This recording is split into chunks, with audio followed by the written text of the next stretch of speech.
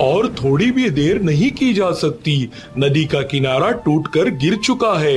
गोमती का घर देखा मैंने अभी अभी, आंखों के सामने पानी में मिल गया। हमारे घर में पानी अंदर तक प्रवेश कर रहा है, लगभग घुटनों तक पहुंच चुका है। यह घर भी अब नहीं बचेगा। कहाँ जाएंगे इतनी रात को? टुक्कू सो रहा है, उसे गोद में लेकर इस बारिश में किस तरफ जाएंगे? गांव के लोग क्या कर रहे हैं? पड़ोस के घर की हरिदा ने क्या किया? उनकी पत्नी तो बीमार थी। हरिदा पत्नी को बाहर निकाल कर ले गए हैं शाम से पहले ही। कोई नहीं रुक रहा है। सब मंडल बाबू के 2 मंजिला घर में गए हैं, लेकिन वह पश्चिम की दिशा में है और अब पश्चिम का पूरा रास्ता डूब चुका है। हमारे वश में उस तरफ जाना संभव नहीं है। तो फिर क्या करोगे?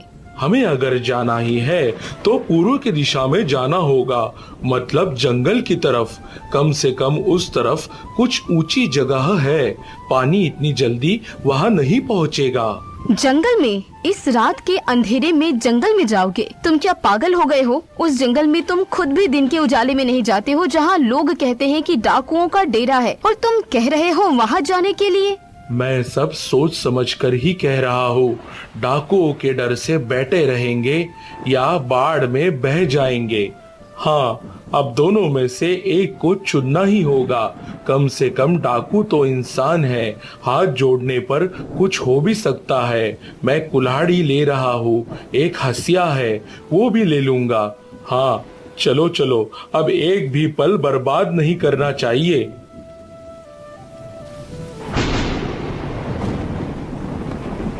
पापा, मेरे पैर कीचड़ में डूब रहे हैं, अब और चल नहीं पा रहा हूँ। कहाँ जा रहे हैं हम? हमारा घर कहाँ है? घर पानी के नीचे समा गया है बाबू। अब नई जगह ढूंढनी होगी हमारे रहने के लिए। पापा, इस जंगल में बाघ है। माँ कहती है जंगल में भूत रहता है और डाकू भी रहते हैं। मुझे डर लग रहा है पापा। डरने की कोई बात नहीं है बाबू, पापा है ना, और भूत बोलकर कुछ नहीं होता। माँ तुझे डराने के लिए कहती है बाबू। पापा, मैं बड़ा होकर तुम्हारी तरह लकड़हारा नहीं बनूंगा। मैं पक्का मकान बनाऊंगा जो पानी में कभी नहीं बहेगा। तुमको और माँ को उस घर में रखूंगा।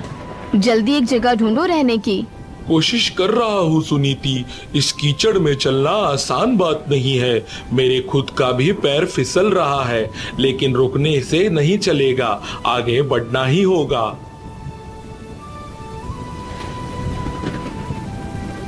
मैं पहचान नहीं पा रही हूँ इस जगह को। तुम तो रोज जंगल आते हो लकड़ी काटने, ये जगह क्या तुम्हारी पहचानी हुई है?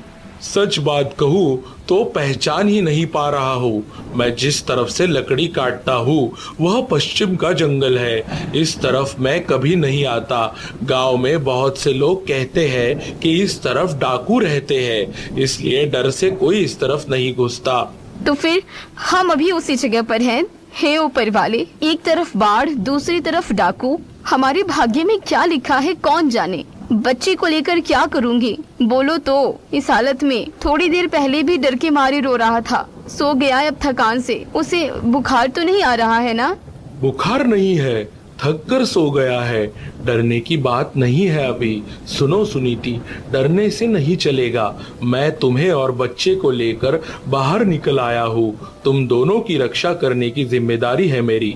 और डाकू अगर मारना ही चाहे तो मारेंगे, लेकिन पानी में डूबकर मरने से तो लड़कर मरना अच्छा है ना। मैं सारी जिंदगी गांव के बाहर नहीं गई, मायके से तुम्हारे घर आई, उतनी ही तो दुनिया है मेरी। और आज रात के अंधेरे में इस भयानक जंगल में खड़ी हूँ। लग रहा है कि कोई सपना देख रही हूँ। चलो आगे बढ़ें। इस पेड़ के नीचे बैठे रहना भी अब सुरक्षित नहीं है। चलो, उस तरफ लग रहा है कि थोड़ी पथरीली जमीन है, उधर जाने पर कुछ आसरा मिल सकता है।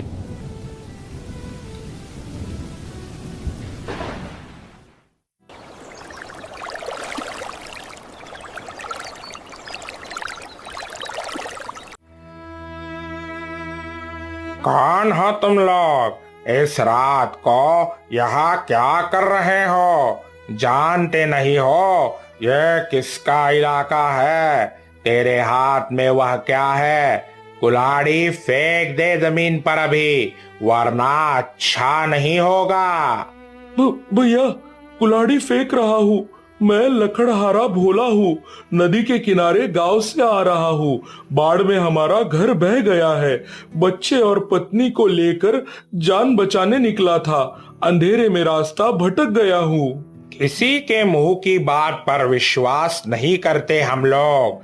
कितने किस्म के लोग आते हैं यहाँ चोरी छिपे देखने। वैसे तेरी शक्ल देखकर लग तो नहीं रहा कि तुम लोग मुसीबत पैदा करने वाले लोग हो, लेकिन यह सरदार को समझना होगा। चल, सरदार के पास लेकर जा रहा हूँ तुम लोगों को। भागना मत। नहीं भैया, भागेंगे नहीं। कहाँ भागेंगे? पीछे पानी है, सामने तुम लोग। चारों तरफ से रास्ता बंद है। सरदार के सामने बोलना सब। चलो। सरदार, एक परिवार मिला है जंगल में, लकड़हारा बोलकर परिचय दे रहा है खुद का। बाढ़ में घर बह गया है बोल रहा है। रास्ता भटक कर इस तरफ चले आए हैं। अब आप जो बोलेंगे वही होगा। मार कर भगाऊं या रखूं? पास आ रे लकड़हारे, देखूं तो तेरी शक्ल। मैं विक्रम हूँ, इस जंगल का राजा कहते हैं लोग मुझे। लेकिन देख रहा है ना अभी राजा के शरीर का हाल। इस बरसात में कहीं जा नहीं पाता, कुछ कर नहीं पाता। लेटे लेटे गुफा की छत देखता हूँ सारा दिन। सरदार, सरदार, मुझे और मेरे परिवार को मत मारिए। गरीब लकड़हारा हूँ मैं। मुझे मार कर कोई लाभ नहीं है आपका। मेरे पास कुछ भी नहीं है। जो था सब पानी बहा ले गया। आप चाहे तो आपके लिए हम लकड़ी काटेंगे, पानी लाएंगे, जो बोलेंगे वो सब करेंगे। सिर्फ जान की रक्षा कीजिए हमारी। मैं डाकू हूँ, खूनी नहीं, जो इंसान पत्नी और बच्चे को लेकर बाढ़ में जान हथेली पर रखकर भागा चला आया हो। उसे मारने जितना नीच मैं अभी नहीं हुआ हूँ। मैं भी एक दिन गृहस्थ ही था। जमींदार के अत्याचार से सब कुछ खोकर इस जंगल में आया हूँ। दया कीजिए सरदार, हम पर दया कीजिए। तुझे आश्रय दूंगा इस गुफा में। बरसात जब तक कम नहीं होती तब तक रहोगे तुम लोग यहाँ। लेकिन एक समस्या है, यहाँ खाना नहीं है। हम खुद भी बिना खाए बैठे हैं 3 दिनों से। इसके पहले 2-4 कच्चे केले खाकर बिताए हैं हमने दिन। सरदार, मैं लकड़हारे की पत्नी सुनीति हूँ। हम आपका उपकार कभी नहीं भूलेंगे। देख रहे हो सरदार का हाल, लग रहा है बहुत दिनों की बीमारी है। छाती के भीतर इतनी मात्रा में कफ जमा है कि ठीक से सांस भी नहीं ले पा रहे हैं। नींद में भी आवाज आ रही है और बाकी लड़कों की आंखें भूख से धंस गई हैं। मुझे भी दया आ गई देखकर। सोचा था भयानक इंसान होंगे, मार डालेंगे हमें, लेकिन सरदार ने थोड़ा भी गुस्सा नहीं दिखाया, बल्कि आश्रय दिया हम लोगों को। लेकिन सबके खाने की व्यवस्था कैसे करेंगे हम? हम भी तो बिना खाए आए हैं। हमारे पेट में भी आग जल रही है। सुनो, मैं एक बात कहती हूँ। मेरी माँ ने सिखाया था जंगल में साग बहुत मिलता है। बचपन में मैं माँ के साथ जंगल जाती थी। माँ दिखाती थी कि कितना साग जंगल में मिलता है बरसात के मौसम में। मैं अगर एक रसोई घर बना सकूँ गुफा के भीतर तो सबको खाना खिला पाऊंगी। गुफा के भीतर रसोई घर कैसे करोगी? चूल्हा बर्तन कहाँ है? तेल भी नहीं है, ना मसाला है। क्या देकर पकाओगी? मिट्टी से चूल्हा बनाऊंगी। पत्थर तो है ही गुफा में। तुम सूखी लकड़ी इकट्ठा करके रखो भीतर। डाकुओं से कहकर जंगल से साग पत्ता मंगाऊंगी। मैं व्यवस्था करती हूँ, थोड़ा भरोसा रखो मुझ पर।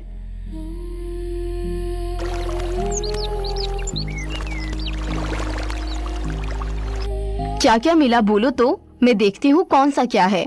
वाह, बहुत बढ़िया। इन सबको मिलाकर एक तरी बनाया जा सकता है, लेकिन नमक कहाँ मिलेगा? नमक नहीं होगा तो खाने का स्वाद ही नहीं होगा। नमक है, हमारे पास थोड़ा नमक है। सरदार हमेशा कुछ नमक, कुछ मसाला रखते हैं गुफा में, वो सब दूंगा तुम्हें। हमारे पास पकाने के लिए जो कुछ है सब तुम्हारा है। तब तो हो जाएगा। लेकिन भाभी, सच कह रहा हूँ तुमसे, मैं 12 साल से डकैती कर रहा हूँ, लेकिन किसी ने कभी हमारे लिए खाना पकाया होगा यह नहीं सोचा था। हम तो चोर डाकू है, हमें देखकर इंसान भागता है, और तुम हमारे लिए खाना पका रही हो, ये मैं समझ नहीं पा रहा हूँ। भूख की कोई जाति या धर्म नहीं होती फनी भाई। भूखे इंसान को खिलाना पुण्य का काम है। वो इंसान चाहे जो भी हो, तुम डाकू हो या राजा हो, मुसीबत में सब बराबर हैं। और तुमने तो हमें आश्रय दिया है इस विपत्ति में, वो क्या कम बात है। तुम लोग ना होते तो आज रात शायद पानी में ही बह जाते हम तीनों। भाभी, तुम्हारी तरह इतने दिनों से किसी ने ऐसे प्यार से बात नहीं की हमसे। मेरी माँ मर गई थी जब मैं 5 साल का था, उनका चेहरा भी ठीक से याद नहीं है। तब से इस रास्ते पर भटक रहा हूँ। मार खाई है, चोरी की है, अंत में डाकू बन गया। लेकिन आज जैसे माँ की याद आ गई है। फनी भाई, तुम्हारी माँ है, अभी देखोगे सब ठीक हो जाए। यह किस चीज की खुशबू आ रही है? यह कौन पका रहा है? फनी, ओ फनी, क्या हो रहा है गुफा में? मुझे उठने में मदद कर तो जरा, मैं देखना चाहता हूँ। पकड़ जरा मेरा हाथ। कितने जमाने हो गए पके हुए खाने की ऐसी खुशबू नहीं मिली। सरदार, मैं लकड़हारे की पत्नी हूँ। थोड़ा साग का तरी तैयार किया है। जंगल से अरवी, हिलेमचा, कलमी मिला है। बीमारी में गर्म तरी खाएंगे तो शरीर में थोड़ी ताकत मिलेगी। बेटी, तुम महान हो। इस गुफा में घुसकर रसोई घर बैठा दिया। मेरे बच्चे 3 दिन से बिना खाए पड़े हैं, तुम उन्हें भी खिलाओ बेटी। मैं बूढ़ा इंसान हूँ, बीमार हूँ, मैं पता नहीं और कितने दिन जीऊंगा। मुझसे ज्यादा उन्हें जरूरत है खाने की। सबको मिलेगा सरदार, चिंता मत कीजिए, सबके लिए पर्याप्त होगा। पहले आप खाइए, आपके शरीर को ताकत की जरूरत है। ये पौष्टिक खाना खाएंगे तो आप स्वस्थ होंगे। मेरा खाना पक चुका है, आप बैठ जाइए। तुम्हारे हाथ का खाना अवश्य खाऊंगा बेटी। फनी चाचा, तुम सच में डाकू हो? तुम तो देखने में डाकू जैसे नहीं हो, तुम देखने में मेरे बड़े चाचा जैसे हो। मेरे बड़े चाचा शहर गए हैं काम करने, बहुत दिनों से नहीं आए, चिट्ठी भी नहीं देते। पापा रोते हैं कभी कभी चाचा की बात सोचकर। तुम मेरे चाचा बनोगे? बोलो ना। डाकू? डाकू जैसा देखने में कैसा होता है? डाकू में क्या सींग होते हैं, पूंछ होती है? डाकू भी इंसान होता है बाबू। मैं जानता हूँ डकैती अच्छा काम नहीं है। मैं चाचा बनूंगा तेरा। माँ सबसे अच्छा खाना पकाती है, जानते हो चाचा? गांव में जब कोई उत्सव या भोज होता है ना, माँ के हाथ से ही सब खाना पकता है। सब कहते हैं कि मेरी माँ के हाथ में जादू है। तेरी माँ सचमुच बहुत अच्छा खाना पकाती है। सरदार ने खुद प्रशंसा की है, हम सबको बहुत अच्छा लगा है। तेरे माता पिता दोनों बहुत अच्छे इंसान हैं। ऐसे इंसान दुनिया में हैं, ये आज जाना है मैंने। चाचा, तुम रो क्यों रहे हो? डाकू क्या रोते हैं? रोता है बाबू, डाकू भी रोता है।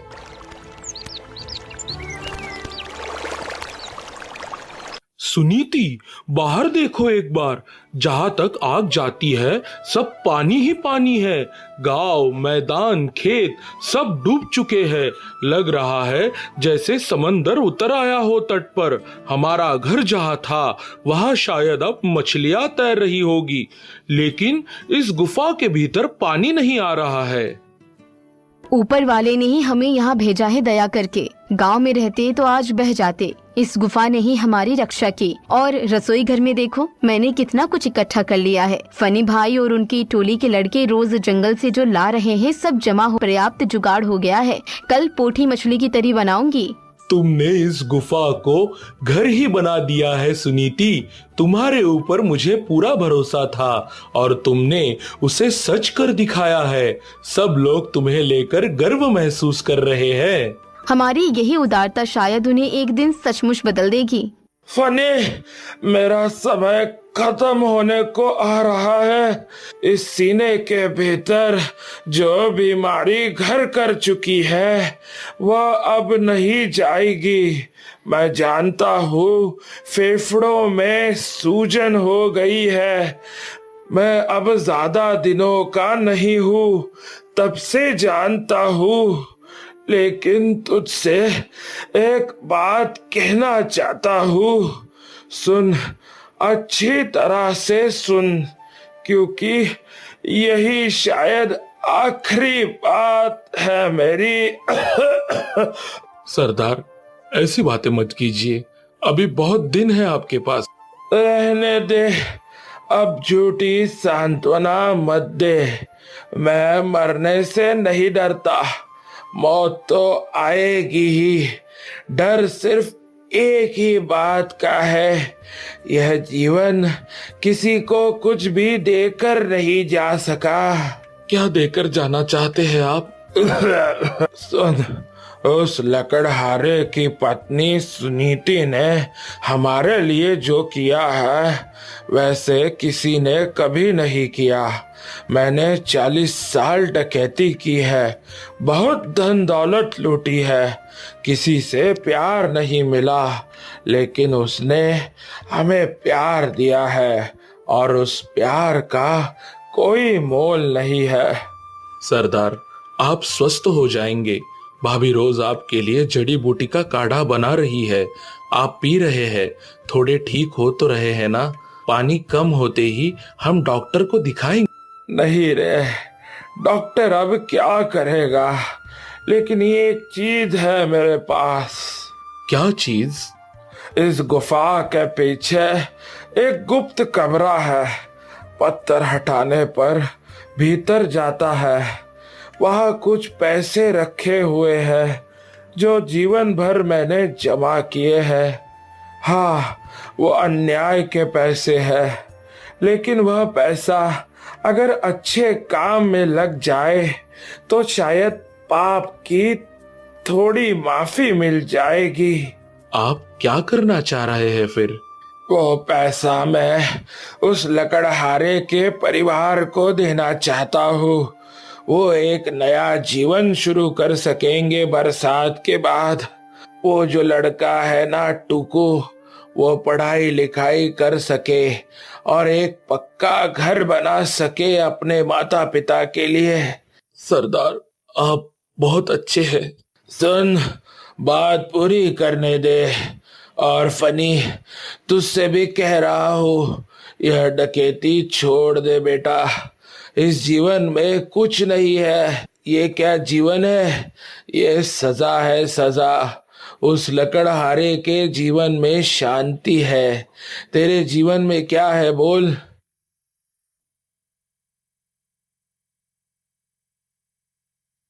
सरदार चले गए भोला भैया, नींद में ही चले गए। हम अनाथ हो गए। इस इंसान ने सबको एक जगह इकट्ठा करके बुलाया था। अब इतने सारे लोग क्या करेंगे? कोई कुछ नहीं जानता।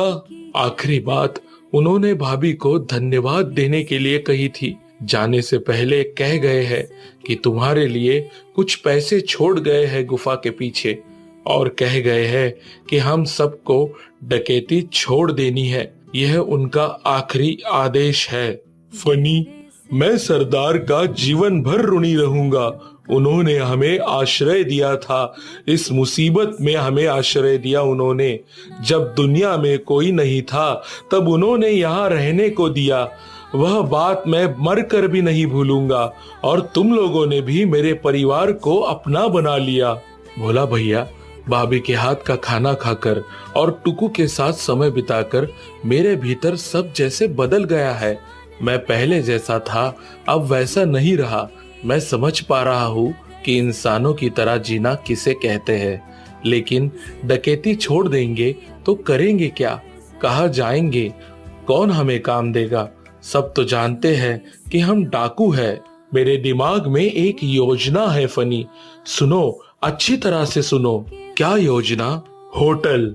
सच कह रहे हो भोला भैया, लेकिन हो पाएगा ना? होगा क्यों नहीं, कोशिश तो कर सकते हैं और यही उनके प्रति हमारी सच्ची श्रद्धांजलि होगी। फनी भाई देखो, धूप निकली है। कितने दिनों के बाद ऐसा साफ आसमान देख रही हूँ। लग रहा है पानी उतरना शुरू हो गया है। दूर जमीन दिखाई दे रही है और कुछ दिनों के बाद सब सूख जाएगा। सब ठीक हो जाने पर तब हम नए सिरे से शुरू करेंगे। मेरे पति ने तुमसे होटल की बात कही है। तुम्हारी टोली के लड़के क्या कर रहे हैं, उनसे बात की तुमने? भाभी, तुम्हें एक बात बताऊं, हमारी टोली के लड़के सब राजी है, एक ने भी ना नहीं कही। तुमने जो कुछ दिन खाना पकाया है वो तुम्हें माँ की तरह देखते हैं। चाची जी कहते हैं तुम्हें। मैं जानती हूँ, उनमें से ज्यादातर के माता पिता नहीं हैं, घर भी नहीं है। हाँ, ठीक बात है। बचपन से सड़कों पर भटक रहे हैं, मार खाई है, अंत में सरदार के पास आकर डाकू बने। डकैती के अलावा कुछ जानते नहीं थे वे, लेकिन तुमने उन्हें दिखा दिया कि दूसरा जीवन भी संभव है। वे अब ईमानदारी से जीना चाहते हैं। भाई, इंसान बदलता है, तुम खुद बदल गए हो इन कुछ दिनों में। इतने दिनों में हमें जो अनुभव मिला, उस अनुभव को लेकर अब बाहर जाकर हम अपनी रसोई को और बड़ा करेंगे। इस बरसात ने हमें सिखा दिया कि कैसे खाना पकाने के काम में मदद की जाती है। हम बहुत कुछ सीख गए हैं। अब तुम्हें इतनी तकलीफ करने नहीं देंगे हम। हमारा होटल तमाम गरीब दुखिया लोगों के लिए खुला रहेगा और वहाँ सबकी जगह होगी फनी भाई। तुम्हारी टोली की, सब लोगों की और अनगिनत गरीब परिवार और पूरे गांव की। हमारा ये रसोई घर बहुत से लोगों का भला करेगा। भाभी, तुम सिर्फ खाना बनाना नहीं जानती, तुम्हारा दिल भी बहुत बड़ा है। हमारे सरदार जो इंसान पहचानने में गलती नहीं करते थे, वो तुम दोनों को देखकर ही समझ पाए थे। खैर, अब से सबको साथ लेकर काम में जुट जाना होगा। धीरे धीरे चलते हैं।